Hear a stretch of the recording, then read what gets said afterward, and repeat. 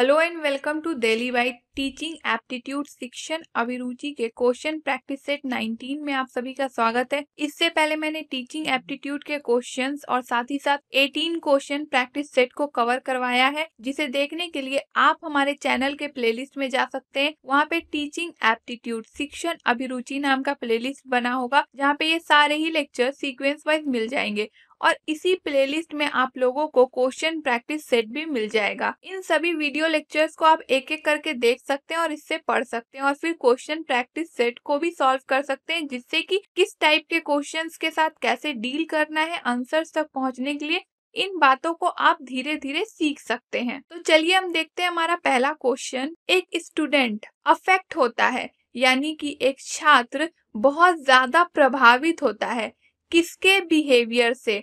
कौन ऐसा व्यक्ति है एक छात्र के जीवन में जिसके व्यवहार से वो बहुत ज्यादा प्रभावित होता है? तो एक छात्र टीचर के व्यवहार से बहुत ज्यादा प्रभावित होता है, क्योंकि टीचर्स के व्यवहार को स्टूडेंट्स क्या करते हैं, कॉपी करते हैं। इसीलिए स्टूडेंट्स पर सबसे ज्यादा किसके व्यवहार या बिहेवियर का अफेक्ट होता है? तो टीचर्स का। नेक्स्ट, स्टूडेंट्स इम्प्रेस्ड होते हैं टीचर के व्यवहार से, यानी कि एक शिक्षक का कौन सा ऐसा गुण है जो छात्रों को बहुत ज्यादा प्रभावित और इम्प्रेसिव लगता है?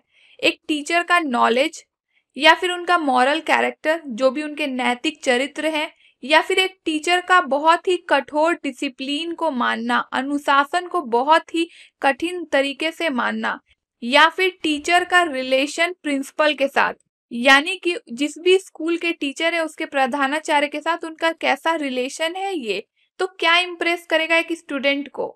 तो इसका आंसर क्या हो जाएगा? एक टीचर का नॉलेज और सिखाने का तरीका, इससे एक स्टूडेंट इम्प्रेस हो सकता है। नेक्स्ट, इनमें से कौन सा ऐसा मेथड है जिससे कि लर्नर्स बहुत ही ज्यादा मैक्सिमम हद तक सीख सकते हैं और बहुत ही तेजी से? तो किसी भी कार्य को वो खुद से यदि करते हैं तो वो खुद कार्य को करके ज्यादा जल्दी सीखते हैं। तो इसका आंसर क्या हो जाएगा? By doing themselves. नेक्स्ट, इनमें से टीचर की कौन सी ऐसी क्वालिटी है जो स्टूडेंट्स को बहुत ज्यादा पसंद होती है? यानी कि शिक्षक का ऐसा कौन सा गुण है जो छात्रों के द्वारा सबसे अधिक पसंद किया जाता है? एक शिक्षक का समय को लेकर पाबंदी, यानी कि जितना भी टाइम बोल दिया जाए और शिक्षक उस समय पहुंच जाए, या फिर स्टूडेंट्स पे भी ये चीजें लागू करने लगे कि जो टाइम है उसे फॉलो करो, या फिर एक शिक्षक का इम्पार्शियलिटी, निष्पक्षता, किसी के साथ भेदभाव ना करना, सबको एक बराबर एक समान आंकना, उस शिक्षक का डिसिप्लिन को लेकर प्यार, यानी कि अनुशासन से प्यार, या फिर उसका प्रभुत्व, यानी कि एक टीचर का डोमिनेंस। तो इसका आंसर क्या हो जाएगा? Option number B. नेक्स्ट, आप क्यों एडिशनल रिस्पॉन्सिबिलिटी लेना चाहेंगे एज अ टीचर? यानी कि शिक्षक के रूप में आप बहुत ज्यादा जिम्मेदारियां लेते हैं, तो वो जिम्मेदारियां लेने के पीछे कारण क्या होता है? आप कुछ नया एक्सपीरियंस करना चाहते हैं, नया अनुभव प्राप्त करना चाहते हैं, आप अपने स्कूल के प्रिंसिपल को इम्प्रेस करना चाहते हैं, खुश करना चाहते हैं, या फिर आप अपने स्टूडेंट्स के बीच पॉपुलर होना चाहते हैं, या फिर आप बहुत ही कोऑपरेटिव होना चाहते हैं, यानी कि सहयोग करना चाहते हैं। तो इनमें से क्या हो जाएगा आंसर? आप अगर नई नई रिस्पॉन्सिबिलिटी लेंगे, नए नए काम लेंगे, तो आप नए अनुभव प्राप्त करेंगे। इसीलिए आपको भी, अगर आप कहीं भी पे भी एक टीचर के रूप में जाते हैं, तो आपको भी नई नई रिस्पॉन्सिबिलिटी, एडिशनल रिस्पॉन्सिबिलिटी लेनी चाहिए। नेक्स्ट, आपके विचार में, इन योर व्यूज, अगर आपको प्रिंसिपल का कॉन्फिडेंस जीतना है कि आप एक अच्छे शिक्षक है, तो आप क्या करेंगे? आप अपने प्रिंसिपल को गिफ्ट दिया करेंगे, या फिर आप अपने प्रिंसिपल के साथ मिलकर दूसरे टीचर्स की बैक बिचिंग करेंगे, यानी दूसरे टीचर्स की बुराई करेंगे, या फिर आप अपने टीचिंग के जो भी वर्क्स हैं उसे बहुत ही अच्छी तरीका से कंप्लीट करेंगे, या फिर आप स्टूडेंट्स के बीच पॉपुलैरिटी गेन करेंगे? तो किससे एक प्रिंसिपल को आपके ऊपर कॉन्फिडेंट आएगा? आपके अनुसार क्या होगा इसका आंसर? तो इसका आंसर क्या होगा? एज अ टीचर आपकी रिस्पॉन्सिबिलिटी है कि आप टीचर का जो भी वर्क है, टीचिंग की जो भी वर्क है, उसे अच्छे से एग्जीक्यूट करें। बाकी अगर आप अपने काम को सही ढंग से कर रहे हैं तो आपके प्रिंसिपल को तो ही आपके ऊपर कॉन्फिडेंस आएगा।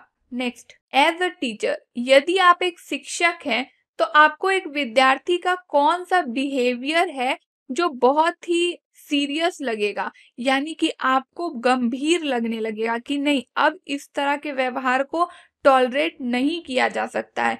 अगर एक स्टूडेंट अपना होमवर्क कंप्लीट करके ना आए, या फिर क्लासरूम में कंटिन्यू क्वेश्चंस पूछा करे, बहुत ज़्यादा क्वेश्चन पूछा करे क्लास के बीच में, या फिर वो अदर स्टूडेंट्स के साथ बात करे, जब आप लेक्चर दे रहे हो, जब भी आप व्याख्यान दे रहे हो किसी टॉपिक पे, तो वो कंटिन्यू दूसरे स्टूडेंट्स के साथ बात करे, या फिर उसके पढ़ाई की स्पीड बहुत स्लो हो, उसे चीज़ें बहुत धीमी से समझ में आए, कमज़ोर हो पढ़ाई में, तो कौन सा बिहेवियर एक छात्र का आपको बहुत सीरियस लगेगा, गंभीर लगेगा? तो इसका आंसर क्या हो जाएगा? जब एक छात्र या छात्रा, एक विद्यार्थी जब क्लासरूम में व्याख्यान के द्वारा बातें करते हैं और दूसरे स्टूडेंट के जिससे वो बात कर रहे हैं उसे तो वो डिस्टर्ब कर ही रहे हैं, साथ ही साथ पूरे क्लास को डिस्टर्ब कर रहे हैं, तो वहां पे स्थिति गंभीर हो जाएगी, क्योंकि इससे टीचर्स भी भूल जाते हैं कि वो क्या पढ़ा रहे थे।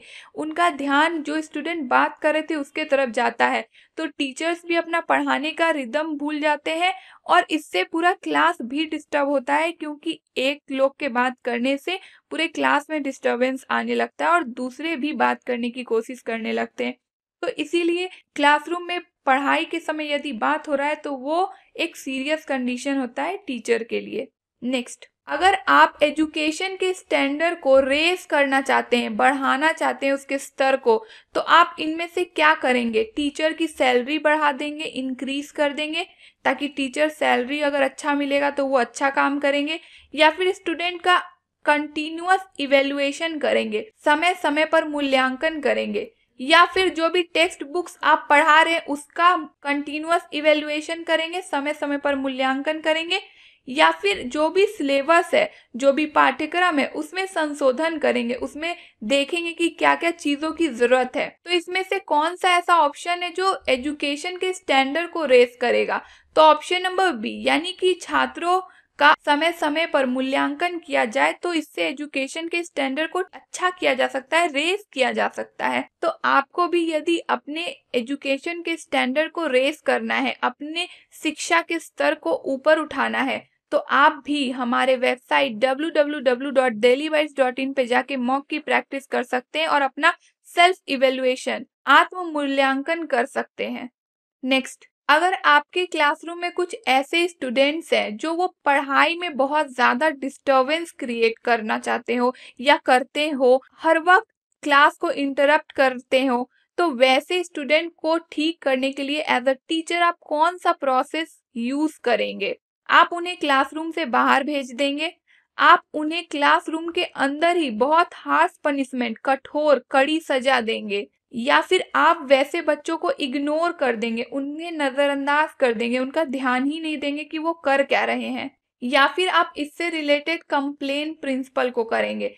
तो देखिए यहाँ पे सबसे सुटेबल आंसर क्या है? वैसे स्टूडेंट्स को बाहर क्लासरूम से कर देना चाहिए, क्योंकि यदि आप इग्नोर करते हैं तो आपका क्लास कंटिन्यू डिस्टर्ब होगा, और हार्श पनिशमेंट देकर उन बच्चों के बिहेवियर को सुधारा नहीं जा सकता है। नेक्स्ट, एक शिक्षक का कार्य क्या होता है? क्या जनरेट करना, क्या उत्पन्न करना एक शिक्षक का कार्य होता है? तो बच्चों में, छात्रों में पढ़ाई को लेकर लगाव उत्पन्न करना या जुड़ाव उत्पन्न करना एक शिक्षक का कार्य होता है। नेक्स्ट, क्लासरूम में बहुत ज्यादा इनडिसिप्लिन यानी कि अनुशासनहीनता आ जाती है। कब, क्या ऐसा होता है क्लासरूम में जिसके कारण अनुशासनहीनता आ जाती है? तो अगर एक शिक्षक बहुत ही इंटरेस्टिंग तरीके से नहीं पढ़ाएंगे, यानी कि एक शिक्षक कठिन टॉपिक्स को, हार्ड टॉपिक्स को, या किसी भी टॉपिक को जो वो पढ़ा रहे हैं उसे रोचक तरीके से, इंटरेस्टिंग तरीके से नहीं पढ़ाएंगे, तो क्लास में क्या होता है? इनडिसिप्लिन फैल जाती है। तो एज अ टीचर यदि आप अपने क्लासरूम में डिसिप्लिन मेंटेन करना चाहते हैं, तो आपको जो भी आप पढ़ा रहे हैं उसे बहुत ही इंटरेस्टिंग वे में पढ़ाना होगा। नेक्स्ट, इनमें से क्या क्या बहुत इंपॉर्टेंट है एक टीचर के लिए, यानी कि एक शिक्षक के लिए क्या महत्वपूर्ण है? इसमें से जो भी वो पढ़ा रहे हैं उस सब्जेक्ट का उन्हें कंप्लीट नॉलेज हो, जो भी वो पढ़ाना चाहते हैं उसके लिए किस टाइप के टीचिंग मेथड का यूज करना चाहिए, यानी कि और भी कई सारे टीचिंग मेथड्स जो भी होते हैं उन सभी का उन्हें नॉलेज होना चाहिए, और जो वो पढ़ा रहे हैं उसके लिए जो भी टीचिंग का मेथड रिक्वायर्ड होगा उसे यूज कर सके, या फिर उन्हें स्टूडेंट्स के बारे में नॉलेज होना चाहिए कि स्टूडेंट्स क्या चाहते हैं, कैसे पढ़ना चाहते हैं।